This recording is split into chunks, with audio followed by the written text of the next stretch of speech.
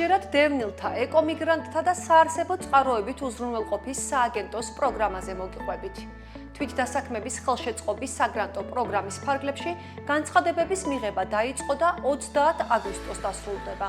იძულებით გადაადგილებულ პირებს პროფესიული საქმიანობის მხარდაჭერისა და შემოსავლის წყაროს გაჩენის მიზნით ხელსაწყოები და ტექნიკა გადაეცემათ. დევნილები და ეკომიგრანტები 3000 ლარის ღირებულების ინვენტარს თავადვე შეარჩევენ, რაც მათ საქმიანობის წამოწყებასა თუ გაფართოებაში დაეხმარებათ.